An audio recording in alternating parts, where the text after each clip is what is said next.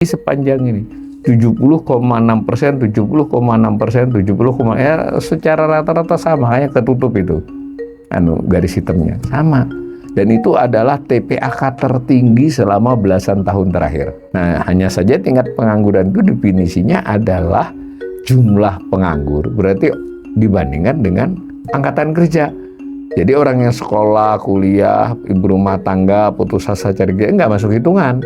Yang masuk hitungan adalah orang yang cari kerja tapi tidak dapat. Nah, itu namanya pengangguran.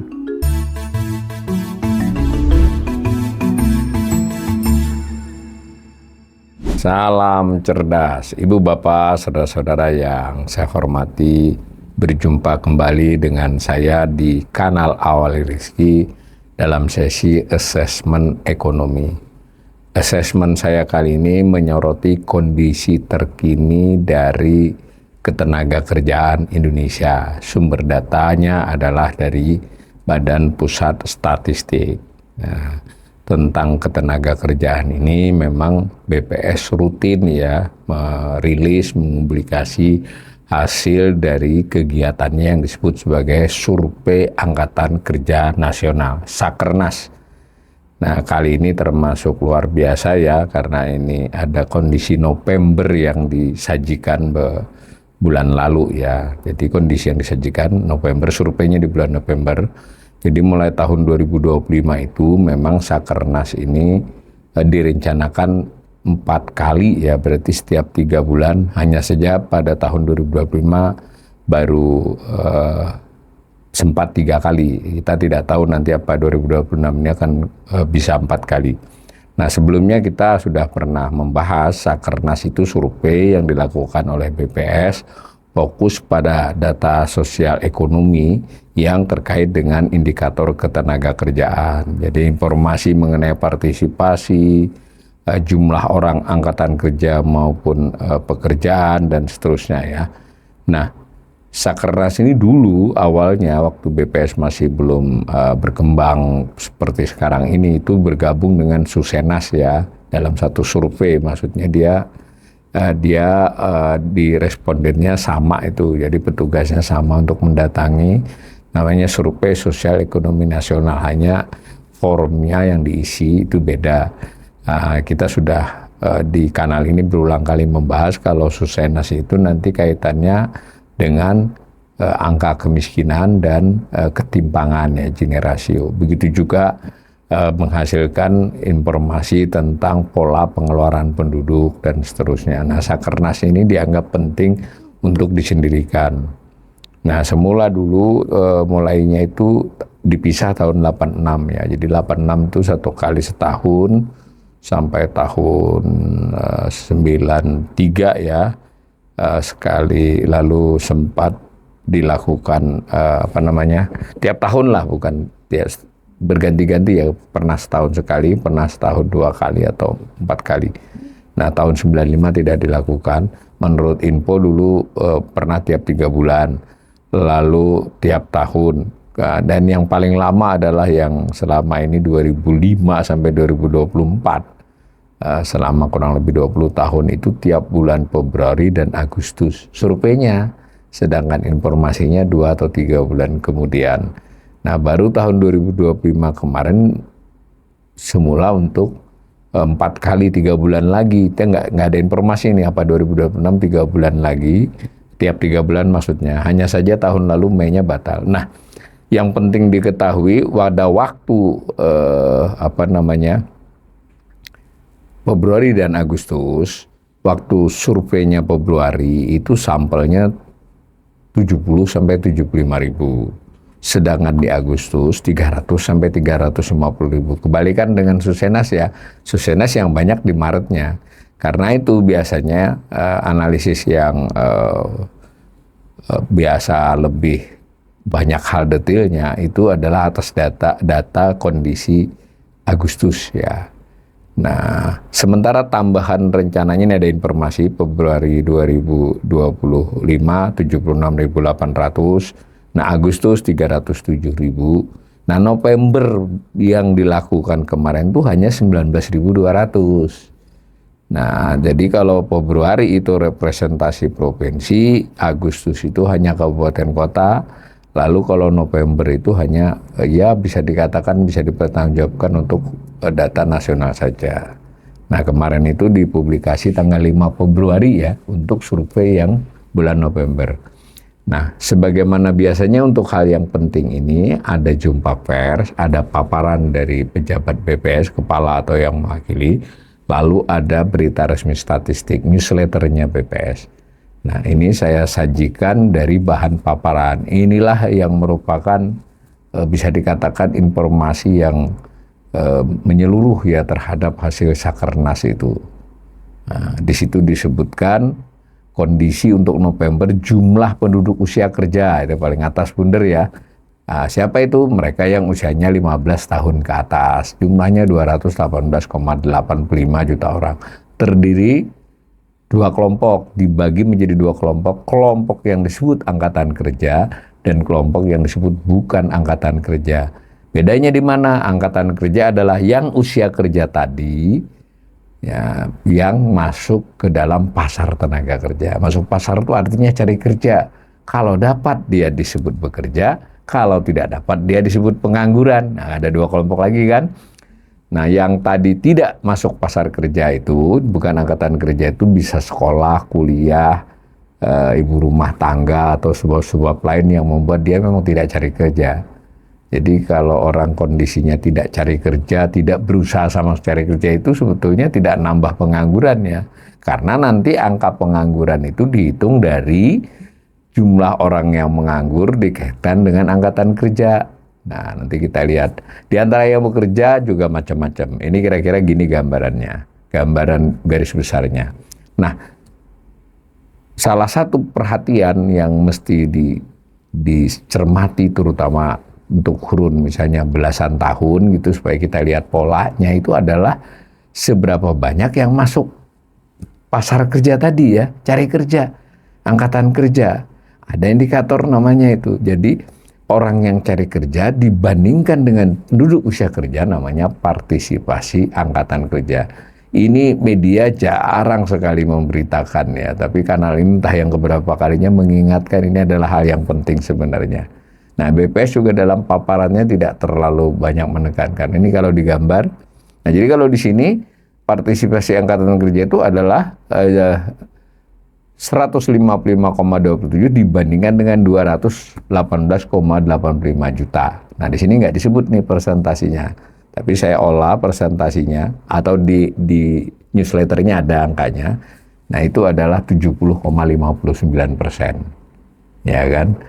Jadi yang 30%-nya kurang sedikit itu ya sekolah, kuliah, ibu rumah tangga, atau putus asa cari kerja itu juga bukan angkatan kerja ya. Nah itu saya gambar untuk tahun dari 2010. Nah khusus 2025 itu ada 3 data, Februari, Agustus, November. Nah yang lain adalah Februari dan Agustus karena waktu itu hanya 2 Sakernas. Sepintas apa yang menarik? Nah itu ya pertama yang menarik biasanya di pola-pola lama itu TPAK di bulan Februari lebih tinggi. Jadi tingkat partisipasi angkatan kerja lebih tinggi dari Agustus tahun yang bersangkutan ya. Nah itu ada gambar mengapa. Salah satu sebabnya adalah pada bulan Februari itu kegiatan pertanian lebih marak ya. Ada yang sudah panen, ada yang persiapan panen, ya semacam itu lebih daripada biasanya. Itu satu sebab utamanya sebenarnya. Karena itu orang yang mungkin sebelumnya tidak mencari kerja pun dia masuk kerja dan dapat, ya kan kira-kira gitu. Nah, yang kedua yang menarik dari grafik ini naik turun di Februari dan Agustus. Tadi saya sudah katakan Februari lebih tinggi, mulai berubah di tahun 2024. Nah, 24 ini kalau dilihat gambar garis hitamnya itu yang orange itu menunjukkan penduduk usia kerja. Kemudian yang biru tadi angkatan kerja ya, presentasinya itu. Itu kalau lihat gambarnya itu menarik ya. 2020 itu Agustus lebih tinggi dari Februari. Ini dulu temuan pertama saya. Ini jarang sekali kalau dilihat polanya enggak. Tahun yang bersangkutan dia turun. Yang kedua, dia bertahan lagi di Februari dan Agustus dan November. Jadi setahun 3 bulan sudah. Di angka tinggi itu, paling tinggi sepanjang ini. 70,6%, 70,6%, 70, ya secara rata-rata sama, hanya ketutup itu. Garis hitamnya sama. Dan itu adalah TPAK tertinggi selama belasan tahun terakhir. Dan tidak mengikuti pola Februari Agustus dan juga tidak mau turun. Apa coba penjelasannya? Penjelasannya sederhana. Banyak orang masuk ke pasar tenaga kerja. Nah, mestinya memang ditelisik nanti. Ini berarti mengurangi persentase yang mungkin kuliah atau mengurangi persentase yang hanya ibu rumah tangga, tidak bekerja. Itu seperti ini. Nah, di banyak kajian itu kalau TPAK tinggi itu ya bagus dalam konteks membantu mendorong pertumbuhan ekonomi, karena kan faktor produksi itu modal dan tenaga kerja. Tetapi dilihat lintasan normalnya kan sebenarnya 67, 68. Kalau lebih tinggi dari lintasan normal itu malah bisa menunjukkan inefisiensi. Artinya juga banyak orang yang terpaksa cari kerja, dapat ataupun tidak. Jadi tekanan ekonominya besar. Ada kajian juga yang mengatakan di banyak negara berkembang itu orang terlalu miskin untuk nganggur. Jadi nggak bisa nganggur, harus cari kerja apapun dapatnya. Nah, itu berarti adalah indikasi ekonomi yang sedang tidak baik. Karena orang di usia muda mungkin terpaksa cari kerja. Seperti itu, yaitu asesmen saya yang pertama. Nah, ini untuk menopang asesmen tadi. Jadi angkatan kerja memang bertumbuh. Jangan lupa ya, jadi kalau dikatakan tingkat pengangguran turun ya, karena nanti kita dapat definisi pengangguran itu. Tapi yang penting angkatan kerja itu memang tumbuh. Jadi kalau penciptaan lapangan kerja, ada kan ini janji 19 juta. Jangan lupa loh ya, sebelumnya ada yang nganggur dan tiap tahun yang masuk ke pasar tenaga kerja itu bertambah. Nah, banyak perhatian kepada pertumbuhan angkatan kerja ini. Di negara-negara berkembang seperti Indonesia, angkatan kerjanya bertumbuh ya. Jadi kalau dilihat lintasan 2%, meskipun di bulan November ini turun ya. Nah, tapi saya ingatkan sekali lagi, data November ini sampelnya 19.000 ya, 19.200. Kalau Agustus sampelnya 300.000 lebih. Jadi, tapi untuk nasional cukup lah, ini representatif. Nah, ini angkatan kerja tadi kaitannya dengan TPAK tadi. Lalu informasi lain yang patut kita cermati dan kita beri analisis itu adalah jadi tingkat pengangguran. Ini yang paling jadi perhatian ya.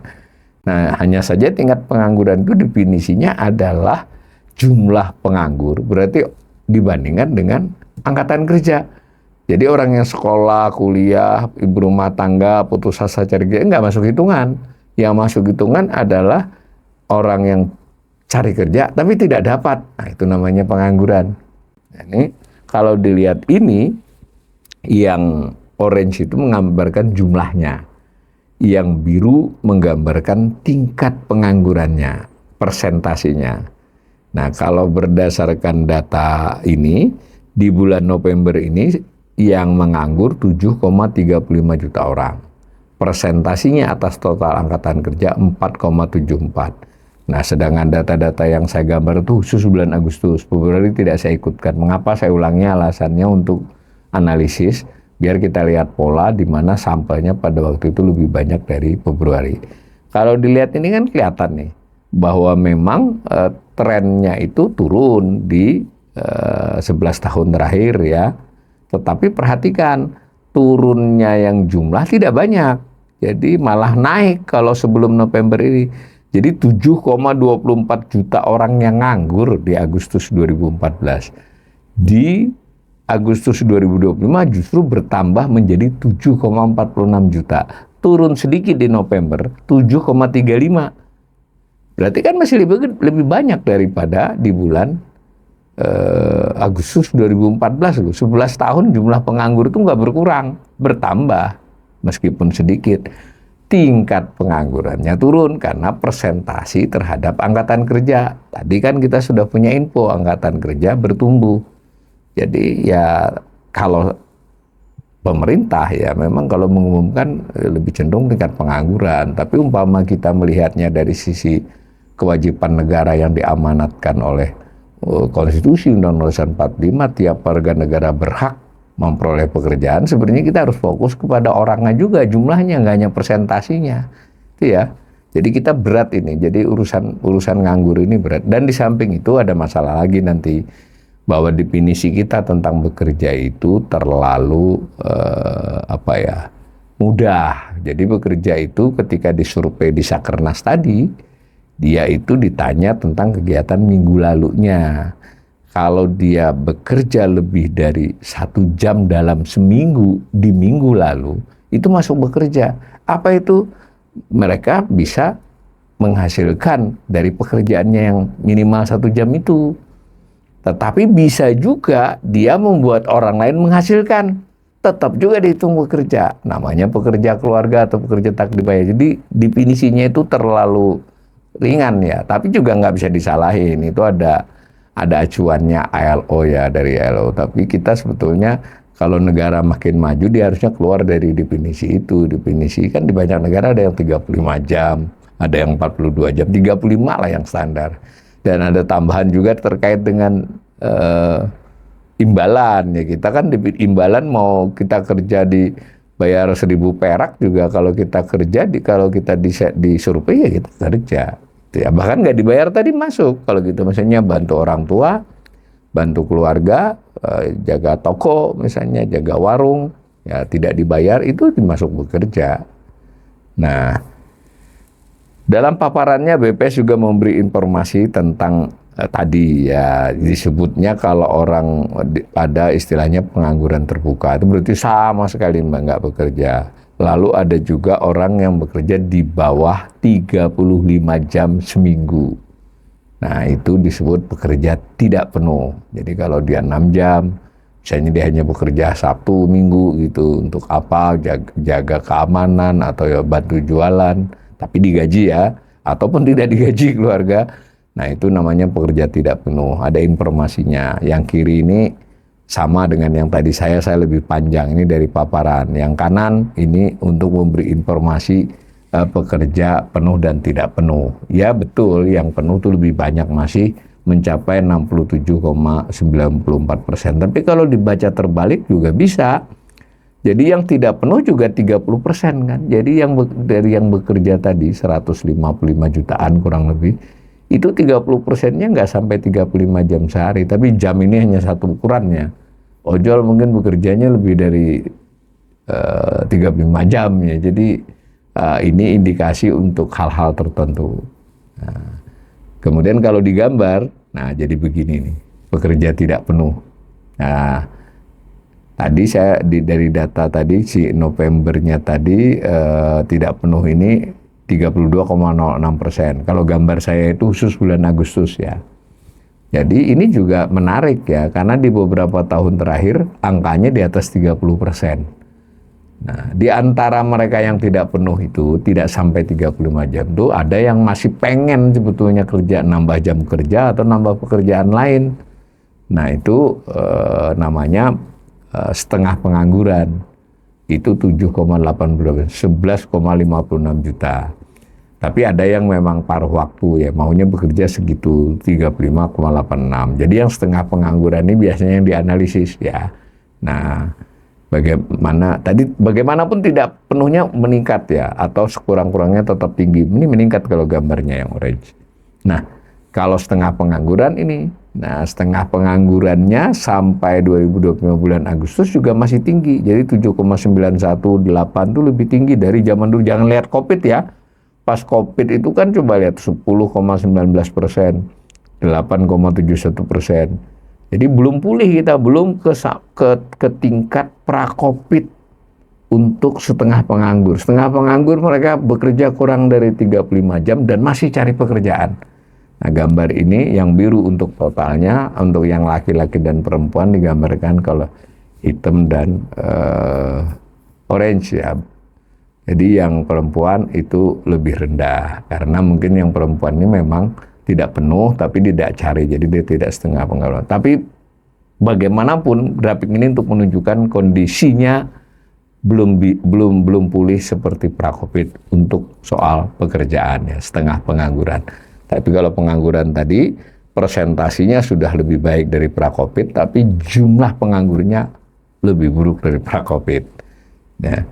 Nah, dalam survei tadi, yang kebetulan untuk November ini sedikit ya, 19.200 itu unit yang disurvei rumah tangga, tapi informasi yang diisi oleh petugasnya kan jadi ada informasi individu, karena ada pertanyaan keluarganya, anggotanya berapa, yang kerja berapa, kan seperti itu.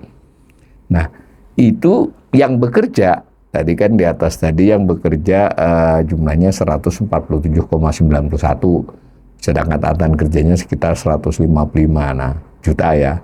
Itu dibagi menjadi lapangan usaha, dipadankan dengan pertumbuhan ekonomi, ya kan? Pertumbuhan ekonomi terdiri dari 17 sektor yang menghasilkan barang dan jasa. Ini juga dibuat begitu supaya nanti bisa dilihat produktivitas masing-masing sektor.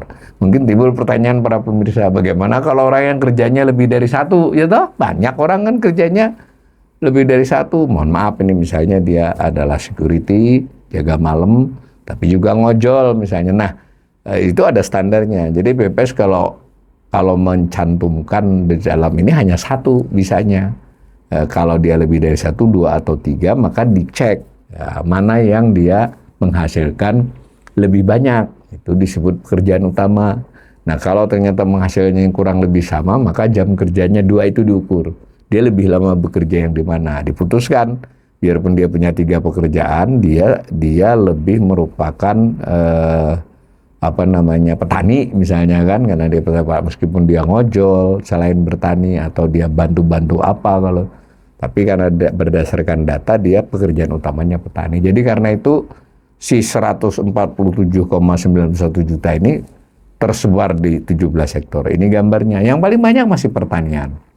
Nah, ini data November ya. Saya ulangi lagi, ini November 41,41 juta. Jadi petani itu masih 41 juta lebih loh. 27,99% baru dagang, ya kan? Nah, baru industri pengolahan. Jadi kalau kita mengimajinasikan di video pendek kah, TikTok kah, atau semacamnya itu, ya sebetulnya kita harus mulai juga punya imajinasi kalau kerja itu ya ke sawah, ke nelayan, ke laut, atau berkebun, atau beternak. Sebenarnya yang paling banyak itu bukan yang keluar masuk pabrik. Nomor 3 aja urutannya tuh yang keluar masuk pabrik. Bahkan lebih banyak orang yang berdagang ya. Ini gambaran. Tidak soal, ini yang penting kita paham sektor yang menampung tenaga kerja paling banyak itu pertanian, industri, lalu jasa-jasa. Kalau digambar jadi begini nih. Jadi yang industri itu secara luas, industri pengolahan, pertambangan, sektor listrik, real estate ya. Sementara kalau pertanian itu sendiri, nah jasa sisanya. Gambar ini maksudnya apa? Untuk menunjukkan transformasi suatu perekonomian. Tapi saya nggak taruh data Novembernya ya, sampai Agustus 2025 saja. Negara yang mengalami industrialisasi mestinya porsi pekerja di industrinya meningkat juga. Nilai tambahnya meningkat, orang bekerjanya lebih banyak. Nah, pertanian itu menurun. Ya hasilnya tetap besar, porsinya menurun secara hasil, secara absolut naik. Ini kalau transformasinya benar ya. Lalu pekerjanya turun, sehingga setiap petani itu mendapatkan hasil yang lebih besar. Nah, dulu sempat terjadi tuh yang biru tuh turun, yang orange naik. Tapi dalam 2 dekade ini, minimal 1 dekade itu mulai 2018, pertanian tetap aja tuh, porsi ya, jumlahnya malah nambah. Nah, yang industri juga tetap tuh, malah lebih rendah dari 2019 yang 23,43%. Artinya, harus diakui transformasi ekonomi Indonesia tidak berjalan sebagaimana harusnya suatu negara yang mengalami modernisasi dan industrialisasi. Yang hitam jasa meningkat. Ya kalau jasanya itu tradable, bisa diekspor. Nah, jasa manajemen, jasa keuangan, kalaupun dia jasa hiburan seperti K-pop, nah, atau Bollywood ya, India, itu tradable namanya. Kalau jasanya dijual di domestik aja ya bukan berarti itu tidak baik ya, tapi maksudnya dari sisi transformasi ekonomi dia tidak memperkokoh ekonominya. Nah, itu yang dikhawatiri dalam transformasi ekonomi Indonesia. Jadi struktur lapangan kerja kita itu secara sektoral menggambarkan ekonomi yang belum tumbuh kembang yang baik ya, belum kuat. Nah, saya ambilkan contoh satu sektor aja dari 17 tadi yang pertanian ini. Pertanian ini sekian puluh tahun petaninya bertambah loh. Kan banyak opini, wah petani itu pada anak petani nggak mau jadi petani. Iya, karena anaknya 2 atau 3 kan cukup satu yang melanjutkan, berarti tetap dong. Kalau 3, 2 nggak ngelanjutin wajar. Atau 3-3-nya nggak ngelanjutin tapi ada yang garap. Entah tetangga, saudara, ya tetap jumlah petaninya tetap.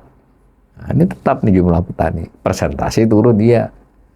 Nah, ini berarti transformasi pertanian juga belum ini, meskipun kalau nanti pertaniannya semakin modern ya jumlahnya tidak semuanya kita bayangkan sebagai petani penggarap. Ya dia bisa di jasa pertanian dan seterusnya.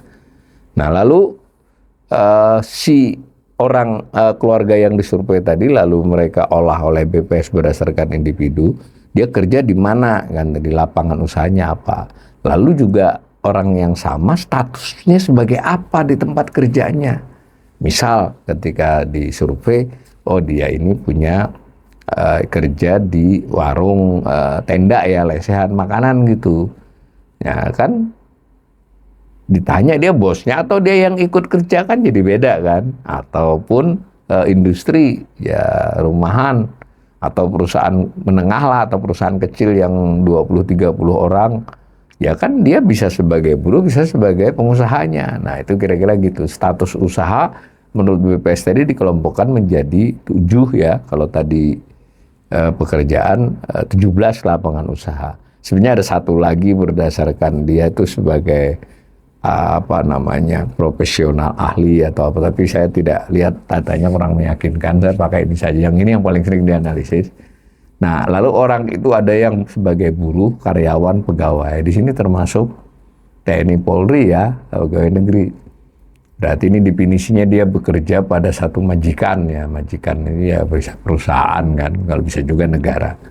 Lalu ada yang berusaha sendiri ya, sendirian betul ya, jadi apapun, jadi berusaha sendiri tapi konteksnya usaha ya, bukan pekerja bebas. Kalau misalnya dia konsultan atau dia bisa dipanggil untuk jadi memperbaiki apa saja gitu, tuh bukan berusaha sendiri. Berusaha sendiri ini imbalannya adalah keuntungan ya. Kalau orang dibayar, digaji itu namanya bekerja, terlepas dia bisa karyawan tetap tadi, bisa jadi juga dia adalah pekerja bebas. Nah, buruh tani itu pekerja bebas di pertanian. Kalau kita lihat kalau di Jakarta ini ada orang di pinggiran itu nunggu ya bawa pacul, mau bawa alat tukang bisa dipanggil, itu namanya pekerja bebas non pertanian. Dia bisa apa saja, bukan sekedar tukang ya. Kalau bersih-bersih taman juga oke. Itu contohnya. Nah, begitu. Nah, lalu oleh BPS dari 7 kelompok ini dibagi 2 yang disebut formal dan informal. 2 status disebut formal. Yang mana? Yang buruh, karyawan, pegawai tetap ya buruhnya ya.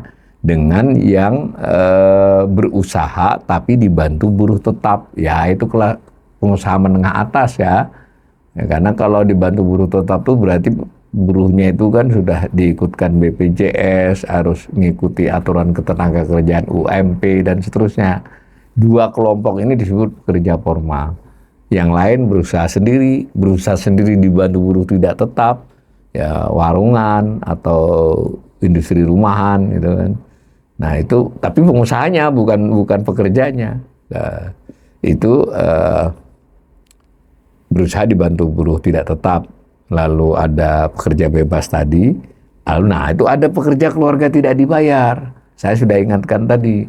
Jadi orang mungkin sudah lulus kuliah, dia bantu ibunya jualan, tapi tidak digaji ibunya, yaitu pekerja. Kalau yang datang omnya, anak sudah kerja belum? Jawabannya belum, masih cari, masih ngelamar. Tapi kalau yang datang petugas BPS, dia bekerja per definisi. Nah gitu ya, namanya pekerja keluarga tak dibayar. Nah yang 5 kelompok ini namanya non formal. Nah inilah yang salah satu dianggap menarik di Indonesia, bahwa pekerja informal masih sangat besar. Ini saya olah dengan data yang lebih panjang, gambarnya ini. Nah, dari tahun 2000 bahkan tuh saya buat. Ya memang menurun sedikit persentasi, tapi jumlahnya kan nambah. Itu yang biru itu jumlahnya 84,7 Agustus 2025. Di November naik loh 85,3 juta. Jadi tidak ada di grafik, di bagian hitam itu saya tulis November 85,3 juta. Nah persentasinya sih turun sedikit 57,70%. Tapi lihat, lebih dari separuh pekerja Indonesia itu termasuk pekerja non formal. Jadi kalau kita isunya UMP itu jelas tidak mencakup yang pekerja non formal. Jadi dia hanya menyangkut sekitar berapa tadi 42 ya persen. Di antara 42 juga yang kan tidak mungkin si pengusahanya itu kan nggak mungkin UMP, sehingga hanya tadi buruh tadi. Nah buruh tadi kalau digambarkan menyangkut 38,81%, termasuk polisi, TNI, dan ASN ya. Di antara 38,81% itu ya mungkin ada juga yang melanggar perusahaannya kan. Itu. Nah kemudian informasi lain ini soal pengangguran. Ini menarik ya. Ternyata memang kalau dari sisi ini total orang nganggur, lalu dilihat pendidikannya, itu memang beda dengan kalau dilihat misalnya di SD itu berapa orang bekerja, berapa yang masuk pasar kerja. Berarti kan ini informasi-informasi tentang ini perlu hati-hati melihatnya. Jadi kalau dari sisi presentasi atas total itu yang terbanyak tuh SMA, SMK, dan SD ya. Jadi penduduk bekerja itu, tapi pada saat yang bersamaan pekerja itu tetap didominasi oleh pendidikan yang rendah sampai dengan SMP. Itu pekerja itu lebih dari separuh hanya sampai dengan SMP. Lalu SMA dan SMA 35%, lalu sarjana, seperti itu. Nah kalau pengangguran berdasarkan tingkat yang tertinggi itu bisa dilihat totalnya, bisa dilihat presentasinya masing-masing atas populasinya. Nah ini ada informasi juga. Jadi kalau dari atas dasar populasinya, pengangguran tertinggi itu SMK justru. Jadi dari semua lulusan SMK itu 8,45% yang nganggur, SMA 6,55. Tapi data-data ini menunjukkan juga pendidikan tinggi ini sedikit meningkat penganggurannya. Nanti silakan dipelajari sendiri. Nah informasi ini memang menarik kalau diolah lebih panjang, tapi nanti assessment lain kali saya ini kan. Dan sebaiknya juga kita lengkapi tidak hanya data dari BPS, supaya kita punya gambaran. Nah kesimpulannya, khusus data November 2025 ini kita harus paham representasinya tingkat nasional. Jadi tingkat provinsi dan kabupaten kota tidak bisa mengandalkan Sakernas November ya. Tingkat pengangguran terbuka memang turun, tapi jumlah penganggurannya hanya turun sedikit. Bahkan kalau dibandingkan 2019, atau sebelum COVID masih lebih banyak.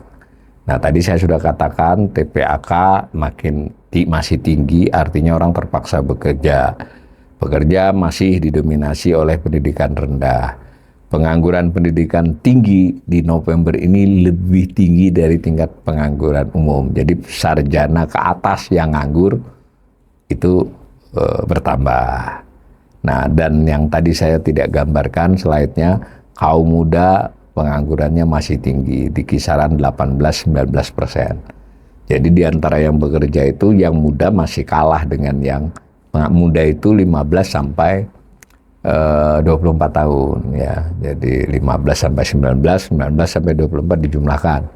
Itu masih besar. Karena itu saya menyimpulkan hingga data November tadi kondisi ketenaga kerjaan secara umum tidaklah membaik meskipun belum memburuk signifikan. Antara lain karena orang Indonesia itu bersedia bekerja apa saja dalam kondisi yang kurang layak sekalipun daripada menganggur. Jadi ini memerlukan informasi lain yang lebih dalam. Mudah-mudahan ke depannya kondisi ketenaga kerjaan kita makin membaik.